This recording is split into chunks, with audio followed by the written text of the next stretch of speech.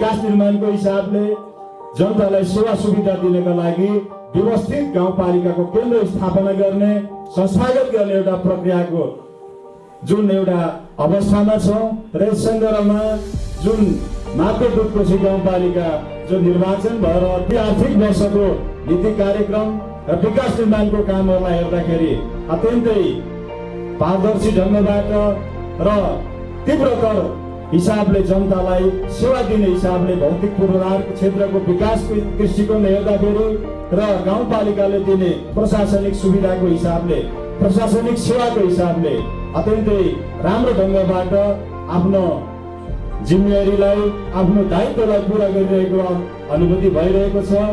यो ठाउँमा सुरक्षा मानिसको आवश्यकता हो।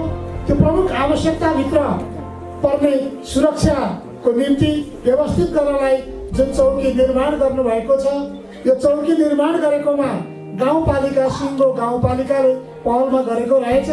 यो गाउँपालिकाका सम्पूर्ण पदाधिकारीहरू, सम्पूर्ण परिवारलाई हार्दिकतापूर्वक प्रदेश सभाको तर्फबाट धन्यवाद दिन चाहन्छु। यो गाउँपालिकाको सभा यस्तो विकट ठाउँमा मलाई पस्ने बित्तिकै अनुभूति भयो, निकै व्यवस्थित र राम्रोसँग यहाँ बनाउनु भएको रहेछ, अनुकरणीय छ। 1.5 वर्षको अवधिमा हाँसो प्राप्त भएको छ। त्यसो भएको हुनाले हामी यसलाई खुम्बुसँग जोड्ने एउटा दर्विलो मार्गको रूपमा यो मापे दुधकोशीलाई बढाउने हाम्रो इच्छा अथवा हाम्रो उद्देश्य छ। हाम्रो पार्टीको त्यो उद्देश्य र हामी जनप्रतिनिधि भएको नाताले त्यो गर्छु भन्ने प्रतिबद्धतालाई हामीले अगाडि बढाउने प्रयत्न गरेका छौँ। त्यसो भएको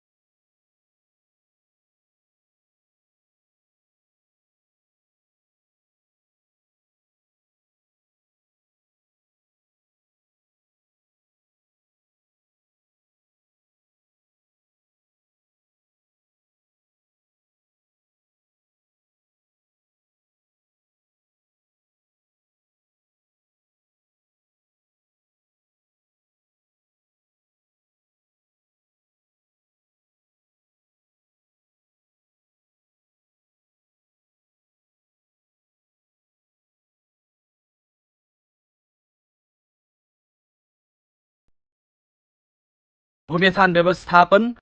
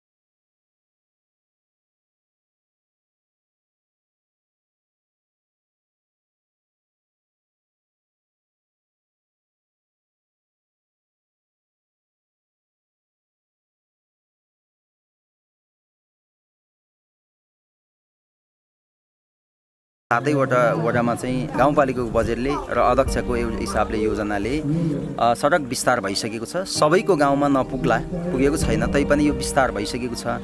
र त्यसै गरी 6 र 7 नम्बर जानको लागि पनि यहाँ व्हिम पाइप लाएर त्यहाँ चाहिँ एकदम सहज रूपमा चाहिँ गाडी जान सकिएको छ। र जुबिङमा तपाईँको व्हिम पाइप लाएर चाहिँ जुबिङ खरिखोला खुम्बु पसाङलामु गाउँपालिकाले पनि एक सहजता पाएको छ। त्यसै गरी कृषिको कुरामा पनि हाम्रो यो गाँकु भनेको एउटा कृषिको मूल थलो हो।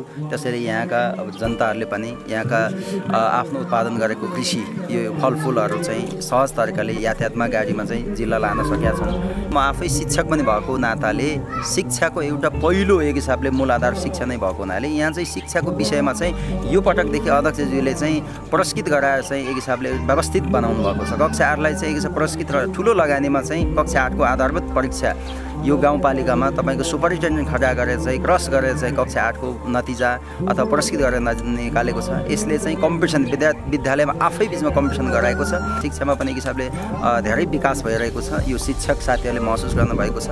र समग्रमा मलाई लाग्छ यो गाउँपालिकाको हामी बुझ्ने एउटा बौद्धिक लेभलले के भन्नुपर्छ भने गाउँपालिका आफै अध्यक्ष शिक्षक र उहाँ चाहिँ बुद्धिजीवी एजुकेटेड व्यक्ति भएको हुनाले यो लगभग मलाई लाग्छ यो गाउँ विकास एक हिसाबले अहिले सजिलै तरिकाले अध्यक्षज्यूले परिचालन गरिरहेको छ। र म समग्र रूपमा चाहिँ मेरो व्यक्तिगत तर्फ र सबैको जनसमुदायको एक हिसाबले जनगुनासो र एक हिसाबले सबैको सोझाइबाट के भन्न चाहन्छु भने खासै धेरै अब आपद मानिहाल्नुपर्ने अवस्था र विकासमा पछाडि परिराखेको छ भन्ने अवस्था मैले देख्दिनँ। र यो गाउँपालिका समग्र समुन्नततर्फ लागिरहेको छ यो म भन्न चाहन्छु। खुम्बु जोड्ने जुन एउटा पुलको काम छ त्यसलाई राम्रो लागेको छ। अनि सडक स्तर उन्नतिको कुरा आएको छ त्यो राम्रो लागेको छ।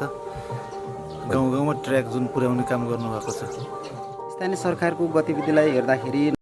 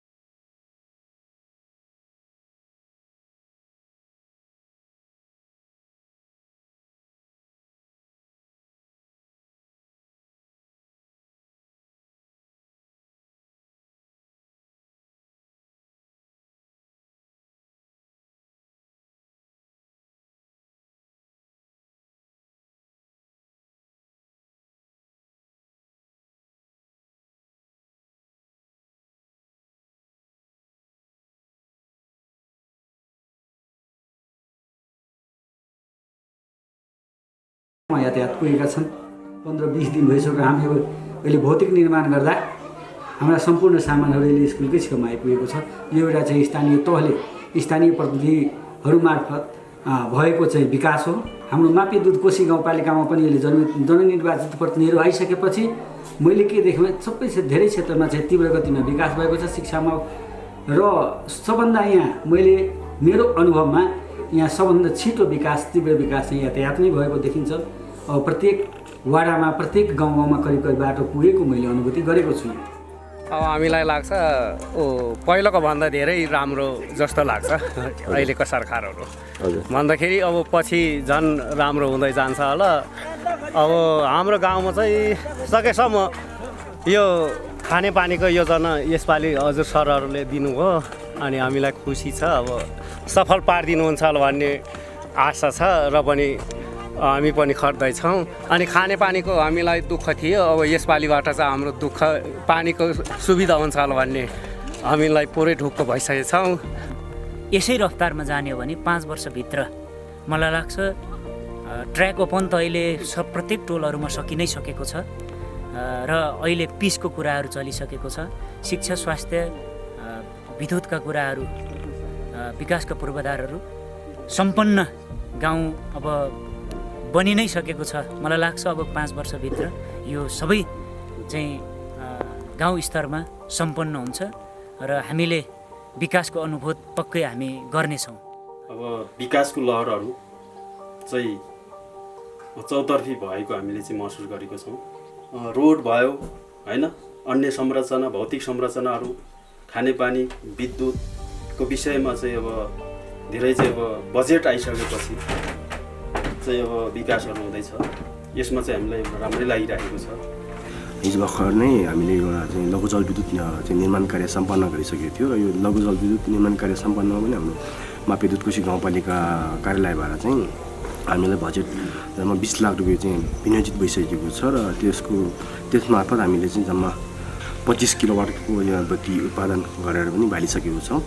उहाँहरूकोले साथ र सहयोगले चाहिँ अब भोलिको दिनमा चाहिँ मापेदुधकोशी गाउँपालिकामा भएको एउटा चाहिँ गुम्बा भनेको यो मात्रै हो, अलि नमुना गुम्बा र यसलाई चाहिँ अब केही रकमहरू चाहिँ गाउँपालिकाले चाहिँ अब हिजोकै दिनमा हामीले चाहिँ पालिकासँग चाहिँ त्यो कुरा गर्दा चाहिँ पालिकाबाट चाहिँ हामीले चाहिँ अब यही वर्ष नै आर्थिक वर्षमा 50 लाखसम्मको बजेटहरू चाहिँ अब लाइब्रेरी निर्माणको लागि 20 लाख रुपियाँ र अहिले तत्कालै एउटा चाहिँ हाम्रो प्रवेशद्वार गेट निर्माण हुँदैछ। त्यो गेटको लागि चाहिँ गाउँपालिकाले चाहिँ सहयोग गर्ने भनेर चाहिँ पालिका प्रमुख बुद्धिकिरण दाइले चाहिँ हामीलाई जानकारी गरेको छ, मौखिक जानकारी भइसकेको छ।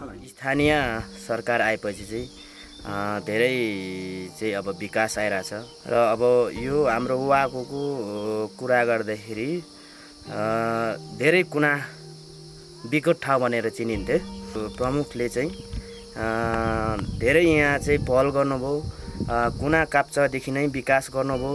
अब वाकोमा चाहिँ अब यस्तो खालको विकास नआउने भयो, यो चाहिँ हाम्रो नहेरिदिने भयो भन्नेहरूलाई चाहिँ विकास दिएर यस्तो खालको चाहिँ धेरै काम गरेर चाहिँ स्पष्ट देखाइदिनु भएको छ। यो स्थानीय सरकार आइसकेपछि गाउँको समृद्धि विकासको लागि चाहिँ यस गाउँपालिकाबाट धेरै पहलहरू भइरहेको छ। विकासको लागि अहिले अब नयाँ रोड तपाईँको वारको देखिको चाहिँ अहिले सलबाङ हाकोला डङ्की हुँदै अहिले सलबाङ लाई जोड्नु एकदम जमर्को भइराखेको छ र आर्थिक वर्षमा अहिले अब 74-75मा चाहिँ तपाईँको सलबाङको गुम्बा ओर्खेन छेलिङ गुम्बाले चाहिँ तपाईँको गाउँपालिकाबाट चाहिँ 10 लाख विनियोजित रकम गरेर अहिले गुम्बा निर्माण भइराखेको छ। जुन अहिले हाम्रो यो 33 लाखको बजेटले चाहिँ तपाईँको ढाडफर्क हुँदै के अरे रचम सेम्पेने यो सलबाङ बाटोको लागि चाहिँ अब कम्ती करिब अब बाटोको चाहिँ सर्वे अनुसारको चाहिँ योजना सम्पन्न हुन लागेको छ र यो समृद्धि विकासको लागि चाहिँ अहिले स्थानीय सरकार आइसकेपछि नै यो देशमा ठाउँ एउटा कुनाकानी ठाउँमा चाहिँ सबैतिर रोड आएर एउटा गाडी चढ्ने एउटा सेवा सुविधा पाएको छ। मेरो विचारमा अहिले विकासको विषयमा धेरै नै रफ्तार बढिरहेको छ र भौगोलिक हिसाबले यो मापेदुधकोशी गाउँपालिकाको यो 7 नम्बर अत्यन्त चाहिँ कठिन ठाउँ भएकोले हुनाले गर्दाखेरि सुविधाहरू पर्याप्तमा हामीले महसुस गर्न नसके पनि धेरै जसो चाहिँ विकासको रफ्तारहरू बढिसकेको छौँ र आगामी दिनमा अपेक्षा पनि गर्नेछौँ हामीले पूर्ण रूप नै सुविधा पाउँछौँ भनेर। र अहिले विशेष गरी विकासको पहिलो मूलधार भनेको चाहिँ मोटर लेभलको बाटो नै हो। यो अकल्पनीय छ। हामीले 5-7 वर्षको पिरियडमा चाहिँ आउँछ भनेर अपेक्षा गरेको थियौँ। अहिले हाम्रो घर वरिपरि चाहिँ मोटर बाटोको ट्याग ओपन भइसकेको छ। यो मात्रै पर्याप्त विकास त होइन, तर पनि हामी खुसी छौँ, हामीमा हर्ष छाएको छ। र गाउँपालिकाको सन्दर्भमा भन्नुपर्दाखेरि मापेदुधकोशी गाउँपालिकाको चाहिँ विकास रफ्तार हेर्दाखेरि अहिले सन्तोषजनक नै छ वास्तवमा भन्नुपर्दा मेरो आफ्नो बुझाइमा। र विशेष गरी हाम्रो गाउँपालिका प्रमुख चाहिँ अन्य गाउँपालिका प्रमुखहरूको तुलनामा धूर्तता र क्षमतामा चाहिँ बौद्धिक तमा अलिकति अग्रज हुनुभएको हिसाबले उहाँले मिडियाबाजीमा नभए पनि विकास गर्ने एउटा धूर्तता चाहिँ सकारात्मक पक्ष जनताको लागि गरिराख्नु भएको मेरो एउटा टिप्पणी छ। अब हिजोको दिनमा जति पनि अब विकास नहुँदा नि जनता त्यस्तै थिए, आज आउँदा पनि कतिपय जनता त्यस्तै नै छन्, दुखी नै छन्। तर अब मलाई चाहिँ लाग्छ आजको चाहिँ यो अब हाम्रो जुन 2/3 बहुमतको सरकार आएपछि 20 वर्ष अगाडिको स्थिति र अहिलेको स्थिति चाहिँ हामीलाई अब जनतालाई चित्त बुझ्दै छ भन्नुपर्छ मलाई लाग्छ। किनकि अब हामीले नसोचेको कुरा रोडकै कुरा गर्दा पनि अहिले अब तीव्र गतिमा जहाँ पनि पुगिरहेछ। अब तपाईँको चाहिँ कच्ची बाटोमा त ट्र्याक लाइन मात्रै भए पनि अब केही सुविधा जनताले पाएछन्। जस्तो कि अब बत्तीको अभावमा बत्ती अब दिएको छ, पानीको अभावमा पानी भयो।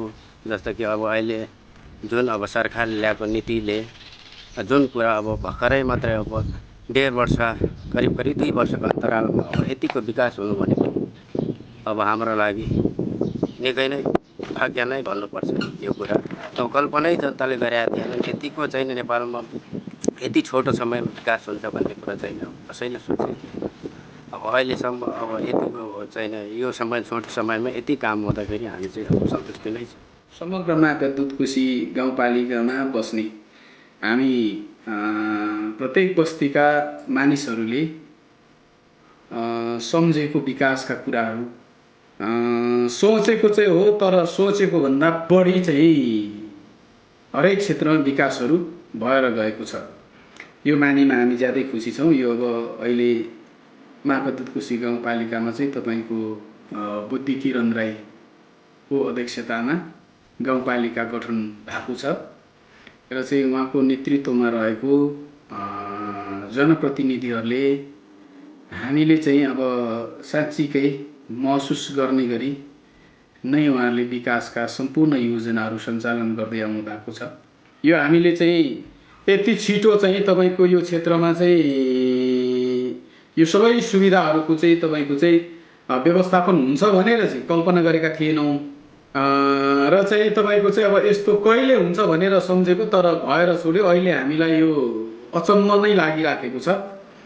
वास्तवमा राज्यले यत्तिकै द्रुततर गतिमा विकास गर्ने हो भने वास्तवमा हामी नेपालीहरूले पनि चाहिँ चाँडै विकसित मुलुकको चाहिँ अब हाराहारीमा पुग्न सकिन्छ भन्ने हामीले चाहिँ महसुस गरेका छौँ। किनभने अब यतातिर यो तपाईँको चाहिँ कुना कुनासम्म चाहिँ सडक अहिले पुगिराखेको छ। विद्यालय क्षेत्रको अब अहिले तपाईँ आफै आएर हेरिराख्नु भएको छ व्यवस्थापनको कुरा, भौतिक निर्माणका कुराहरू। हाम्रै विद्यालयको कुरो गर्दाखेरि हामीले कल्पनै नगरेको, यो लाइब्रेरीको कल्पनै गरेका थिएनौँ।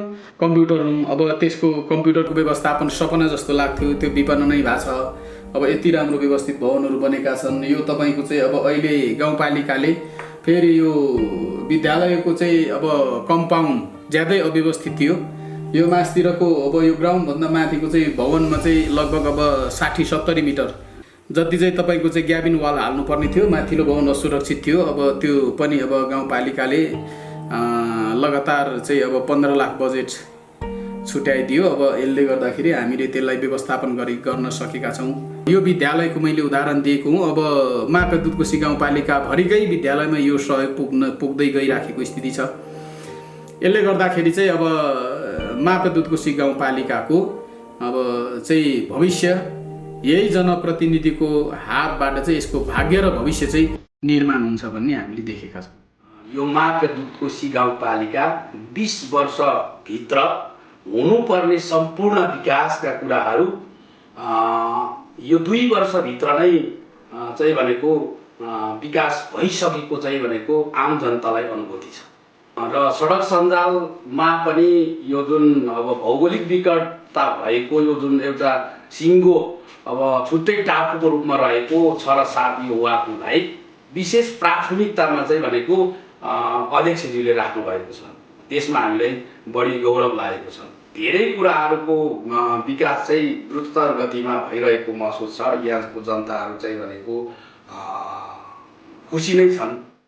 अहिलेसम्म गरेको कार्यहरू प्राय सन्तोषजनक चाहिँ छ भन्दा मिल्छ। स्थानीय लेभलका सरकारहरूले अब हामीले सोचेको भन्दा बढ्दो विकास गरेको जस्तो लाग्छ। तर यसलाई अब निरन्तरता दिन र यसलाई गुणस्तर गर्नको लागि चाहिँ अब अझै पनि स्थानीय सरकारले अब हाम्रो सङ्गठित जनतासँग लागि पर्ने देखिन्छ। स्थानीय सरकार नहुँदाको बखत र अहिलेको तुलना गर्ने हो भने तुलनात्मक हिसाबले हरेक क्षेत्रमा शिक्षा, स्वास्थ्य, सडकदेखि लिएर विभिन्न पूर्वाधारहरू निर्माणको क्रममा लाग्छ मलाई समय सान्दर्भिक समयको माग अनुसार विकास भइरहेको नै छ। त्यो मापदुत कोशीको सवालमा ध्रुव सत्य कुरा स्वीकार्य छ। सचेत हुँदाहुँदै पनि 100% जनताको चित्त बुझ्न कठिन हुन सक्छ। यद्यपि प्रश्न छ, राज्यको ढुकुटी जनताको एक एक थोपा पसिनाले सिन्चिएर भरिने हो र विकासको निमित्त जनताले तिरेको कर पुनः जनताको घर दैलोसम्म पुर्याउँछ राज्य। सकारात्मक दृष्टिकोण र खबरदारी जारी रहनेछ। धन्यवाद।